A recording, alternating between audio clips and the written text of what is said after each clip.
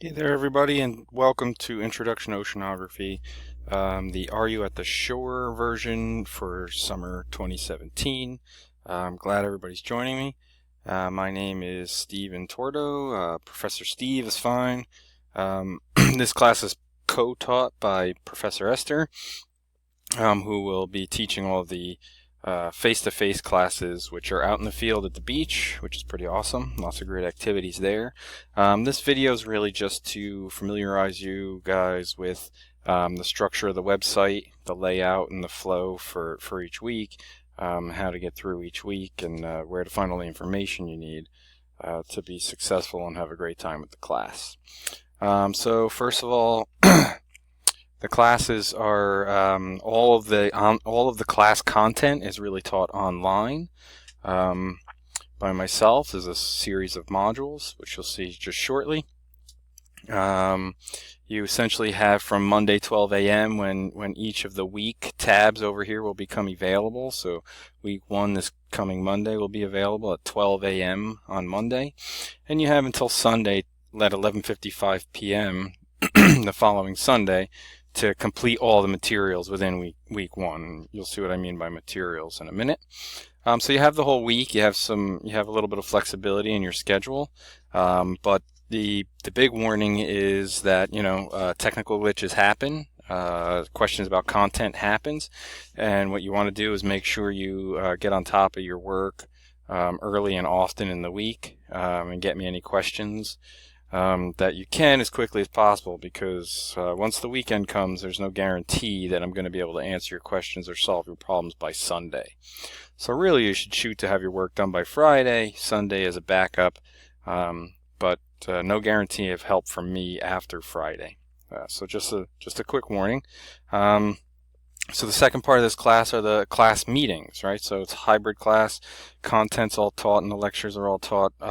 Tests, exam, quizzes, all that's online. But the second part of your class is to meet face-to-face at Fisherman's Cove here in Manasquan, New Jersey. Fisherman's Cove Conservation Area. It's a cool little beach just north of on the north side of the Manasquan River, just north of Point Pleasant. And so if we jump to a map here, if you're coming from the Garden State Parkway, here's the directions. You can take 34 down into Manasquan, and if we zoom in here, you see this is Shark River. Here's Point Pleasant down here, and you'll shoot down Brielle Road from Manasquan and come down 3rd Ave. And my original email said to park along 3rd Avenue. And then hike into the beach and meet Professor Esther there, but she's requested that we you guys meet up at the ranger station here on 3rd Ave. So park somewhere in here on 3rd Ave and walk down and meet up at the ranger station, at least for your first class, and then she'll show you the rest from there. Really cool activities to kind of put into action and practical use some of the content you're going to learn in the class. So the next best way to get your information is through online chat office hours. Those are going to be every Thursday from 7 to 10 p.m. Keep an eye on your calendar over here, but 7 to 10, you're going to go down here. You're going to, where is the chat? Here you go. You're going to go into the chat room, and you're going to say, hey, Professor Steve, how do you, blah, blah, blah, blah, whatever your questions are. That'll be every Thursday night from 7 to 10. I'll be in there to answer all your questions. That's about operating the website, structure of the class, content, anything. If you really get stuck, please reach out to me often. I'll answer your questions as quickly as possible, usually pretty quickly. And Skype meetings, so video conference meetings are always available when you're really stuck on content, you need a little extra explanation, or to talk to me about something in private. No sweat. Your third best friend is this calendar over here, and probably in tandem with the syllabus, which is up here. So the calendar will show you everything. All these green Mondays are the opening of each week 1, 2, 3, 4. All these green Wednesdays are all the field classes at Fisherman's Cove. Thursdays, you see green are the online chat hours. And if you click on things here, the page will reload a little bit, but just scoot down here and you see you clicked on week 1 opens on 26th. And if you click on that, you'll get more details. Everything in red is a deadline or an exam. So you see that Sunday the 2nd, if we let all that load, there's a whole bunch going on there. These are all deadlines. The week ends, like I said, at 11:55. You click on that, it'll tell you that, but it'll also tell you all the things that are due for that week. The next best place to go for that stuff is the syllabus.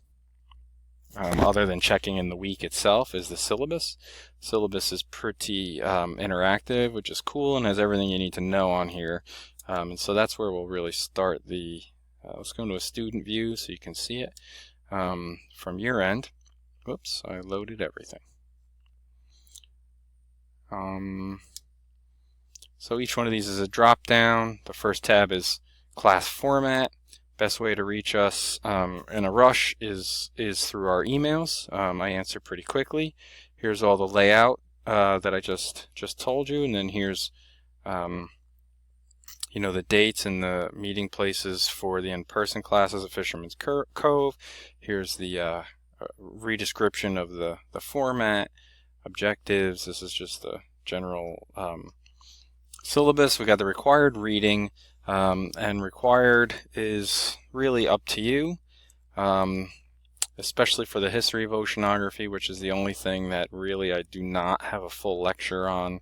I generally tend to give on the website all you'll need to know to pass a class, but if you tend to need things explained to you in several different ways, or you feel you have trouble with content in science classes, people that feel that way generally say that getting the book helps them get their A and understand things. They do tend to score a better grade. But really, I'm not going to check in any way, shape, or form whether or not you bought the book. This is how your grades are going to be broken down. By going on, there's a attendance, participation, and activities grade, which is basically participation. You show up, you do you complete all the activities at Fisherman's Cove. That's one thing. You get online and you do all of the activities, which are quizzes and exams and writing assignments. You do all those, and bingo, you get a full participation grade, 10%, easy 10% of your grade. So now, these things all here are all a part of that participation, but you also get grades. Separate grades for all of these things. One is quizzes after each of your units, which you'll see what I mean by that in a minute.